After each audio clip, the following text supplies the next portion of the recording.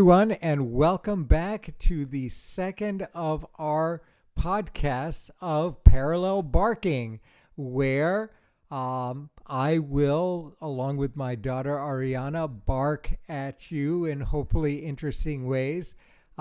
We will wait for the full moon to bray at it. That will make for an interesting podcast in the future. Ariana's laughing. But we're here to do the as we promised in our last podcast, we're going to finish up. We finally saw the last installment of Squid Game. Yes. Yeah, we finished to our shock, and actually the shock of the last. I wasn't shocked. Oh, and warning again, this is all spoilers. Spoilers. So if you haven't seen it, stop now and wait until you have, and then tune back in. But both Ariana and I believe that it is worth investing the time to see them all. You need to. This is a fabulous series. I don't know if you need to, but no, certainly no. You need to. No, gosh, she's so bossy. Yes. All right. So we saw the last one. I was floored and surprised in some ways, and a little bit disappointed. And I don't know about you. What was your what did you draw from it? Think about it. What do you want to waste our listeners' time with? Bark. Waste. No, I will. Woof. Plant a beautiful garden in their ears. Aren't you with supposed to dig one up? What? Woof. We'll do the dog. No. All right, talk to us. All right, so I was obviously right. Surprise. Well, they don't know what you're right about and why it was so obvious. Well, tune into the first podcast. No, I'm just kidding. I had guessed that the boss of bosses was participant player number 1. Because my first inkling was his hand when he was sitting and watching during the first round of games when the mask was on. I guess I don't remember what mask he had, but I noticed that the hand was an older. It had wrinkles, and I was like, oh, that's interesting. So then I also noticed, okay, so the other hints were participant number 1 knew all of the games. He was very, very familiar with all of the games. They seemed to be games from his generation. And he was very excited to participate in each one. And it was also a little bit odd that someone his age was able to continue as long as he did. All right. So enough with the self-congratulations. What do you make of all of this? It was disappointing. Why? Because when we finally got to the point where we met him, You met him again, you mean as... Met him again as the revealed self. I was expecting more of an explanation of why. He did give us why, and it was great. I mean, not great. It wasn't a great explanation. It wasn't satisfying. But it wasn't satisfying enough. I wanted a little bit more. I wanted a little bit deeper. You know what it reminds me of? When you were a kid, you would do something that I thought was, maybe should have been rethought. And I would ask you, why? And you would sit and tears would come down your cheeks and you would say, I don't know. And I was disappointed the way you're disappointed with number 1. But at the same time, it turns out that at the time you really didn't know. And so for me, that was actually quite realistic. He doesn't really know, except that the only joy in his life was playing the games now at the end of his life that he enjoyed so much playing at the beginning of his life. But the difference is, and that was the clue at the very beginning of the series, that now the games are much more edgy, much more for keeps. And it involves a bargain with people who have nowhere else to go. And he made the point, right? The 456, the winner of this, right, ultimately goes, why? And he goes, well, it's a game. He goes, well, you brought us through all of this hell. And he said, well, no, we told you what was coming. You signed it away. Then you all agreed to leave. You knew what was coming, and you all came back. But I noticed he said that, but that's also an argument that people bring up in, today's world. Yeah. And does the same. What's the result? I'm really interested because I don't know if it always ends up the same way. Like, yes, I signed this, but was it under duress or? But I should be excused because this is a ridiculous contract, or I should be protected against myself. Right, and why? Why should I be protected? When are those circumstances? Well, in this case, the for him the point in it's a good one, but it is one, you're absolutely right, that troubles the social order in any political system. You want to be protected against yourself, but especially where there's information asymmetries. The old guy knew everything that was going to happen. The 456 and the players did not. What they knew was enough to, given the limited information they had, made sense, weighing the positives and benefits and in effect the value of their lives as against the probability and risk of them actually getting to be the one. But the question is, would they have made the same choice if they'd had exactly the same information as the people who were inventing the games and controlling them? And even more importantly, whether they had a hand like those people did in controlling the game, and more interesting, in changing the rules of the game midstream as it suited them, or in the context of engagement with the players. And that was probably the thing that rankled. So the conversation was actually misdirected.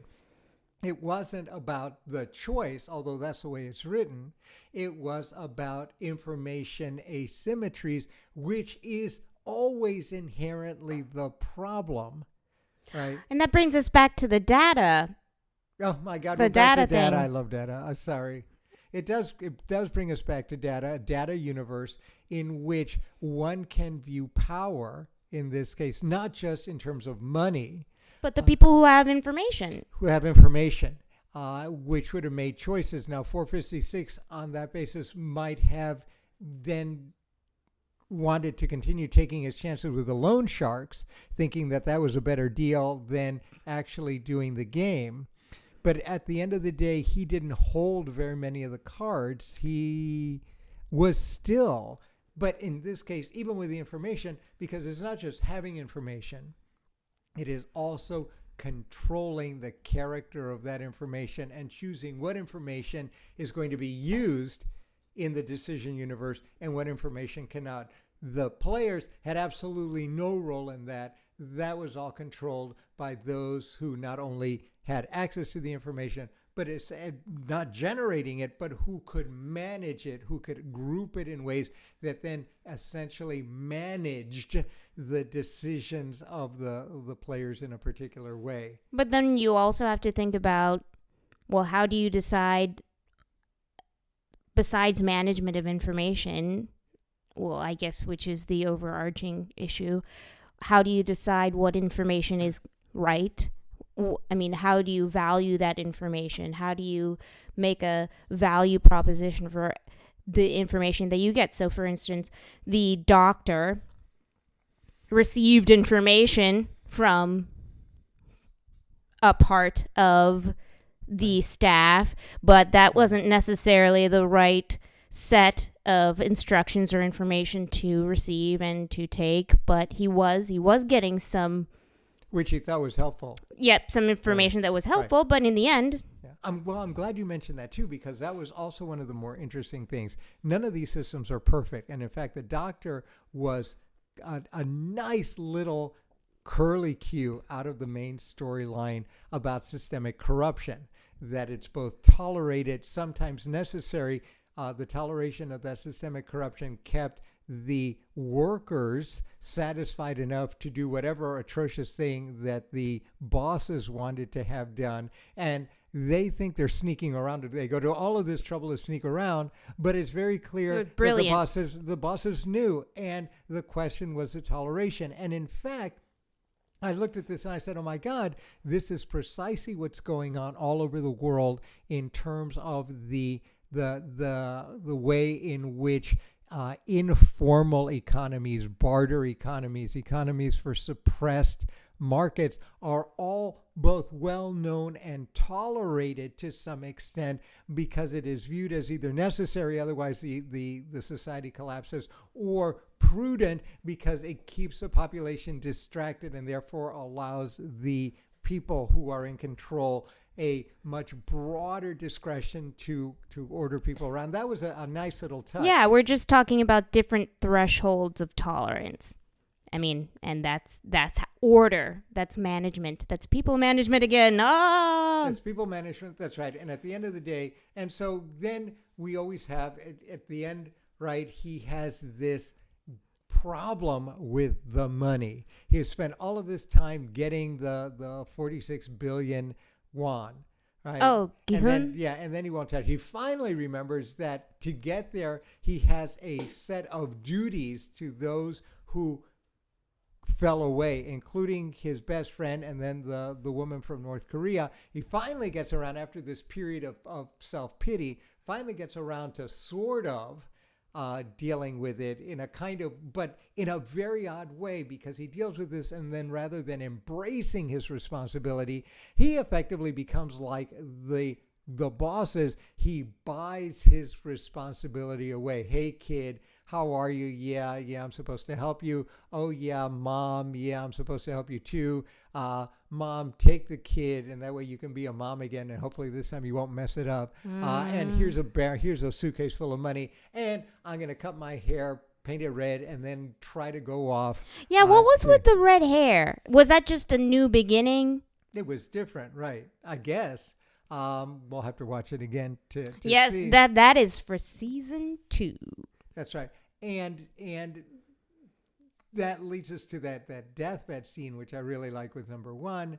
You know, that relationship was kind of interesting in a way. He became, and that was sort of the intimation at the end, the protege.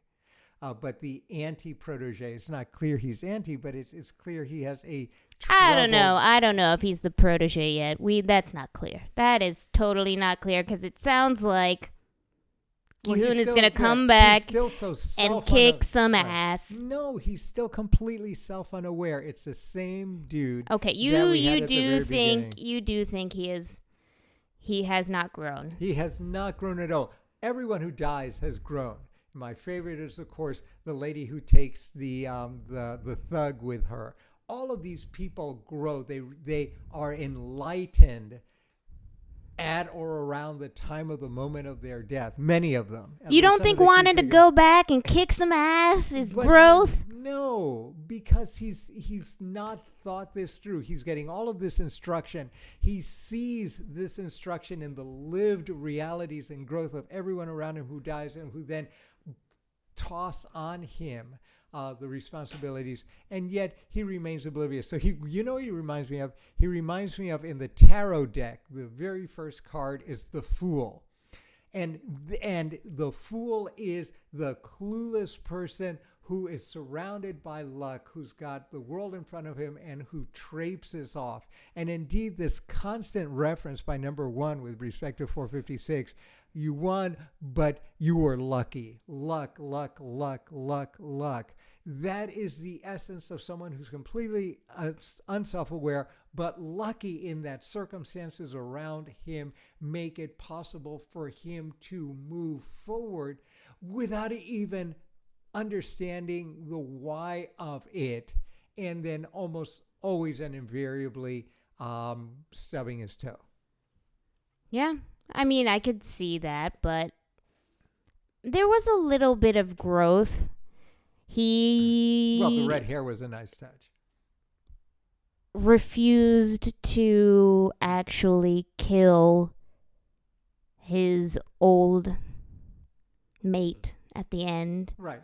But do you think he would have been more willing to kill his old mate at the beginning? I do.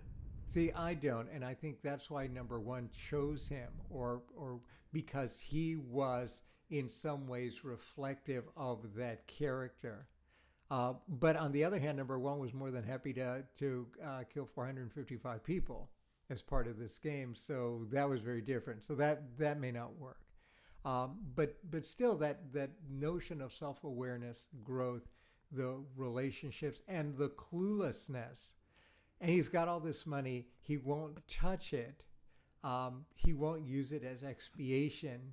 And then, so he's got the same conflicted relationship with everything. He's basically a man who is in a conflicted relationship with everything around him, including himself. Yeah, I don't disagree with that. So you want to shake him and say, Lord, I maybe mean, the North Korean lady should have won. Yeah. Well, there weren't many characters that you did not want to shake, but I think that was the point. Right. And of course, throughout all of this, I love the end. The games begin again, and there he is. Yeah, yes, I'm very, very excited. I can't wait. So you think there's going to be a season 2? There better be. The human interactions, of course, well, hopefully we'll see them refined. I thought they were all really nice touches. All of them could be viewed as both symbolic. They can be viewed as inherently contextual within the sociopolitics of Korea where it's made, but it can be transcultural as well. Lots of food for thought there. But we have run out of time for this time, and I think that will give you a snapshot. If you want us to talk a little bit more about any of this stuff, please write us.